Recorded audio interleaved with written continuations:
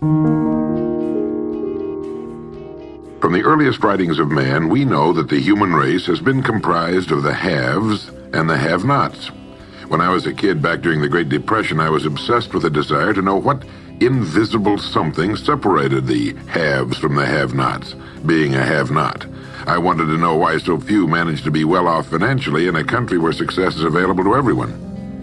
For example, in checking the Statistical Abstract of the United States, published by the Bureau of the Census, I discovered, just lately, that only 10% of the men in this country, 65 years of age and older, have incomes of $6,000 or more a year. More than 80% of all men 65 or older have incomes under $4,000 a year. Only 7.6% have incomes between $7,000 and $10,000 a year, and only 3.7% have incomes of $10,000 a year or more. A man starts his working career in his 20s, often earlier. He's fortunate in that he lives in the free world. He has better than 40 years to make the grade financially in the richest country on earth. Yet, according to the statistics, only about 10 out of 100 will be financially secure by the time 65 rolls around, and only about 4 men out of 100 will be financially comfortable. Now, why? Well, let me tell you how to find out for yourself. Conduct your own survey. Start down the street in your neighborhood on any Saturday or Sunday and ask the man of every house 2 questions. The first question is, what are you doing at the present time to increase your income now? That is, how much do you want to earn? And when you've evaluated the blank stare you get in response to that question, ask question number 2, which goes, how much money are you planning to be worth at age 65? Now, when the silence becomes too unnerving, thank him and move on to the next house. Ask 50 men, 100, 1,000, until you're completely convinced that the reason men don't make more money during their working lives, and the reason men aren't financially independent by the time they're 65, is simply that they seldom, if ever, do any constructive thinking on either subject. It's that simple, unfortunately. The reason it's so easy to earn far more money than the average man earns in this country is that so very few, are going about it the right way. This is a race without enough contestants to bother about. The few who are really in the race can all be winners. Some will finish ahead of the others, but even the man who finishes last in this race will be financially secure. Most people, more than 90%, aren't even in the race. To prove it, ask yourself the 2 survey questions. Up until the time you started listening to this message, what were your plans for increasing your income? How much do you want to earn? And how much money had you decided to be worth by the time you're 65? You see, people who earn large incomes aren't lucky, and they're not crooks as those without money are so fond of pretending, nor are they endowed with more brains or talent necessarily than their friends and neighbors, nor are they privy to occult secrets, and only a very few were lucky enough to have had rich fathers or grandfathers. Most of the people earning the big incomes today started the same way you and I did, and most other people.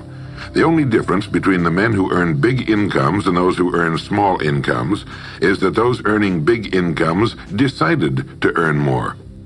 They're the people who made it their business to earn more. You see, a woman who does not think about baking an apple pie for dinner tonight will never think of looking up the recipe for apple pie. Without the decision for pie, there's no motivation for checking out the recipe. A man who does not think about driving his car to St. Louis, Missouri or Nacogdoches, Texas will never get road maps which show how to get to St. Louis or Nacogdoches. And a man who never decides to earn more money will never think of learning how, of looking up the rules for earning more money. You see, people do what they make up their minds to do. So get rid of the ancient superstition once and for all that people who earn big money are special people, or lucky, or get the breaks, or had money to begin with, or knew someone, or are smarter, or anything else. These are alibis. They can all be disproved 1,000 times. The reason there are so many of these alibis around is that men who fail to make the grade financially are seldom honest enough to just admit that they really didn't try and keep trying. So in order to justify their failure, in order to remain seated, they dream up and pass along these old alibis. We're all self-made, but only the successful will admit it. I once had occasion to visit Charleston, South Carolina. I'd never been there before, so I hired a taxi to drive me around the historic old town. I particularly wanted to see the battery where that famous shot was fired on Fort Sumter. Along this beautiful drive, some of Charleston's oldest and finest homes look out over the bay. I commented to my cab driver on what lovely homes they were, and he said, yes, some of those homes have 40 rooms. And then he thought a moment and he said, and every one of them is owned by a crook. This is how the have-nots justify themselves and their lot in life. I didn't say anything because I didn't feel I was entitled to advise him or try to straighten out his thinking. This is a free country where as long as he doesn't hurt others, everyone has the unalienable right to be just as wrong as he wants to be. As Thomas R. Lounsbury, the American scholar and educator, put it, we must view with profound respect the infinite capacity of the human mind to resist the inroads of useful knowledge. My taxi driver and men and women like him all over the world have been kidding themselves and holding themselves down and refusing the bounty and abundance of the world for centuries. Knowledge is available to everyone. We can either listen to those qualified to teach us, or we can go along with those ancient stumbling blocks we get from people who don't know any more than we do. The truth, incidentally, about those homes along that beautiful drive is that they were built by the men and women who made the largest contribution to the city of Charleston. In just a moment, I'm going to give you the formula for getting rich, but before I do, I want to remind you of something. Before a jet pilot begins his takeoff from an airport, he carefully goes over a checklist, item by item. He does this not only because it's required by law, but because he cannot afford to trust so important a job to his memory alone. He has another checklist that he goes over just as carefully before he begins his letdown at his destination. He does this without fail every time he takes off and every time he lands. Well, I think living successfully is as important as flying an airplane. And because of this, I think each of us needs a checklist too. And that's why there's one included with this cassette. We need a checklist to go over item by item before we take off in the morning and before we drop off to sleep every night. So I want to recommend that you affix the checklist to your bathroom mirror. Stare at it as you brush your teeth in the morning and stare at it again as you prepare for bed at night. Go over each item, and as you do, think of what each item represents. Now here's number one. It's the formula for getting rich. It also explains why you're in your present position, whether you're earning $6,000 a year or $16,000 or $60,000 or $600,000. It applies to every adult, whether he's employed or unemployed. It applies to the richest man and to the poorest, and every person in between. And here it is. Our rewards in life will always be in exact proportion to our contribution, our service. Now that's what the formula means as the first item on your checklist. Memorize it. Our rewards in life will always be in exact proportion to our contribution, our service. Listen to it, think about it until you know it emotionally as well as intellectually. It might give you some slight feeling of superiority to realize that there's probably not another man within a mile of where you live who knows it. You can add it as a question on your survey if you want proof of that. If you want it in another form, here it is as it applies to a man's job. It's the same thing really, the same thing applies, but you can express it differently. The money you're paid by the company you work for will always be in direct ratio to the need for what you do, your ability to do it, and the degree of difficulty involved in replacing you. Maybe you want to write the formula down in both of its forms and think about it until it's as much a part of you as your name. The reason it isn't spelled out on your checklist is because you might not want everyone to know what you're up to. The checklist is valuable only to a person who knows what the words really indicate. All right, you've got the formula. As you think about it, its meaning will become clearer to you. With the formula, there are two rules which must be applied to properly use it. This formula, together with the two rules, is your recipe or your roadmap to earning all the money you really want. Now let's take a look at item number 2 on your checklist. And I'm serious about your putting this checklist on your mirror. You'll notice it's pressure sensitive. Item number 2, the gold mine. The Pulitzer Prize-winning playwright Archibald MacLeish in his play The Secret of Freedom wrote, "The only thing about a man that is a man is his mind. Everything else you can find in a pig or a horse." Strong words, aren't they? But as long as you live, you'll never hear a truer statement. The key to every human being's success lies in his mind, the gold mine between his ears. One idea can make you rich. A lot of good ideas can move you steadily upward in the work you do, and ideas are free.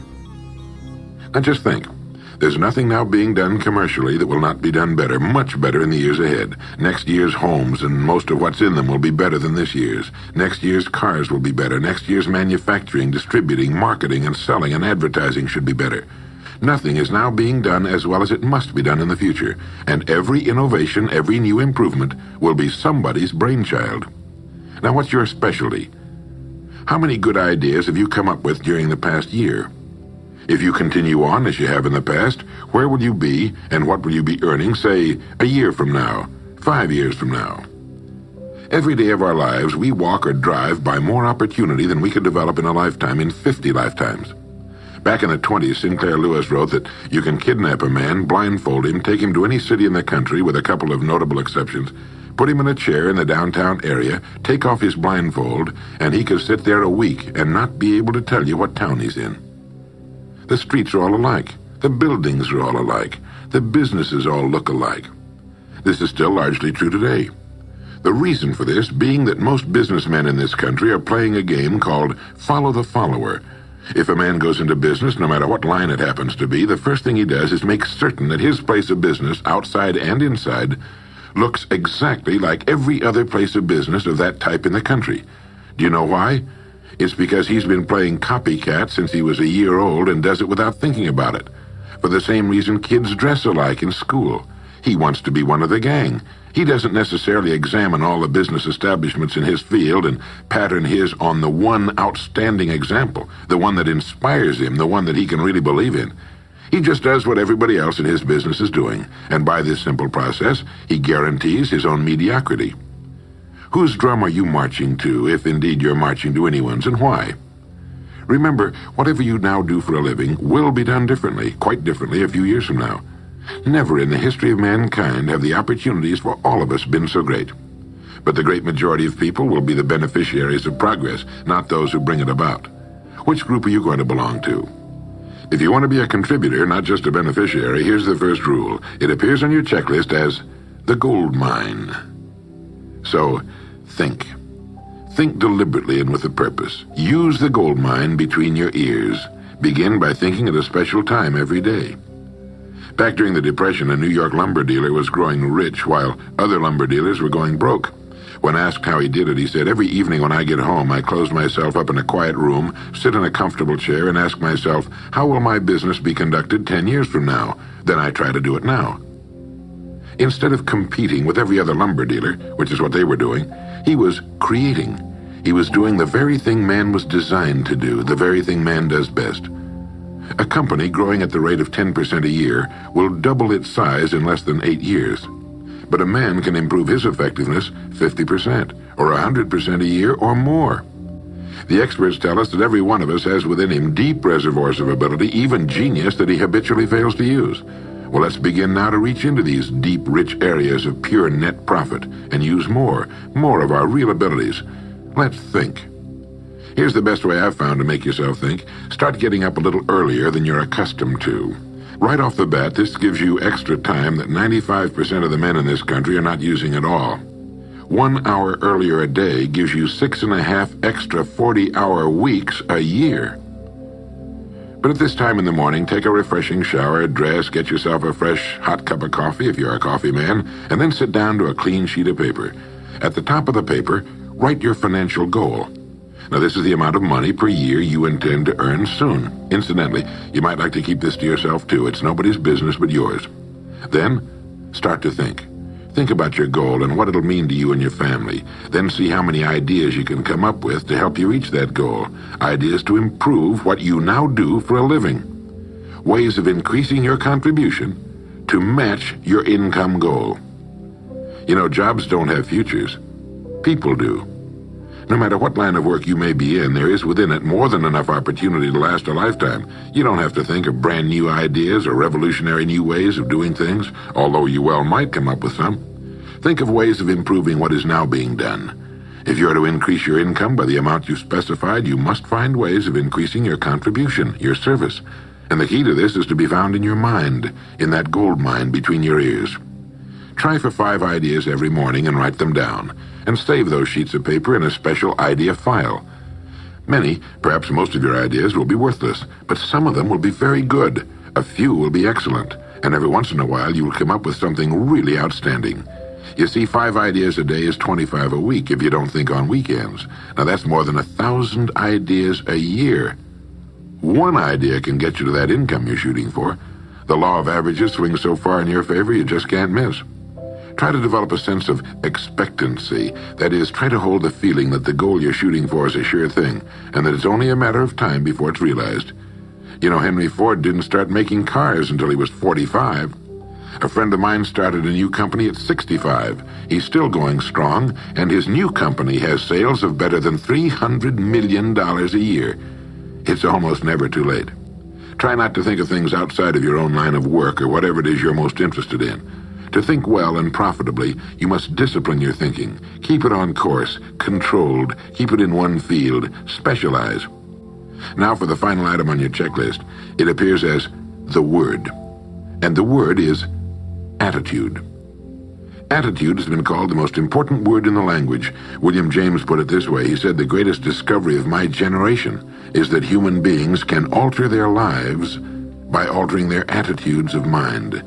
Now this is something to think about. Can alter their lives by altering their attitudes of mind. It's another way of saying we become what we think about. Look at it this way. Your total environment, if you've been an adult for any appreciable period of time, your total environment is a reflection of you as a person. The house and the neighborhood in which you live, the car you drive, the clothes you wear, the job you do, the people with whom you regularly associate. Your total environment is an exact and merciless mirror of you as a human being. Now, if you feel your environment can stand some improvement, you have only to improve your attitude, and your world will gradually change to reflect the changing person. Here's how to change your attitude. Beginning now, begin to act as would the person you most want to become. Now that is, if you were already in possession of the goal you're shooting for, how would you conduct yourself in all of your affairs? Well, do it now, and tomorrow, and the next day. Begin now to act the part of the person you most want to become, and you'll end by becoming that person. Subtly, in little ways, in the way you dress, in the way you talk, in the unfailing courtesy you show to every person with whom you come in contact, begin to act the part of the person who has already achieved that which you're shooting for. The German philosopher Goethe gave us the secret when he said, before you can do something, you must first be something. When you behave like the person you most want to become, the things that person would have will tend to come to you. It's simply cause and effect. Don't be in too big a hurry. It takes longer to build a skyscraper than a chicken coop. Build slowly, steadily, and well. Then when you make it, you'll keep it. You'll stay on top. Always be suspicious of the so-called get-rich-quick scheme or sudden success. Never forget that word, attitude. It's your attitude toward the people with whom you come in contact that will determine their attitudes toward you. The person with a great attitude toward life and the world is the person other people call lucky. He's not lucky. He's just using our old friend, cause and effect. His causes are excellent, and his effects have to be just as good. Well, that's it. 3 things to remember. 3 things to practice every day. If you spent 16 hours a day, 7 days a week, practicing your golf swing, in a relatively short time, you'd have a grooved, beautiful swing like the pros. So practice your new attitude every day, every waking hour. Practice thinking a few minutes every morning, and you'll find yourself thinking all day long. And remember the formula. Our rewards in life will always be in exact proportion to our contribution, our service. Go over the ideas in this message every day until they're as much a part of you as your name and your temporary address. You'll notice that each time you listen, you'll hear something new. You'll get a new idea you failed to get before. This is Earl Nightingale, and thank you.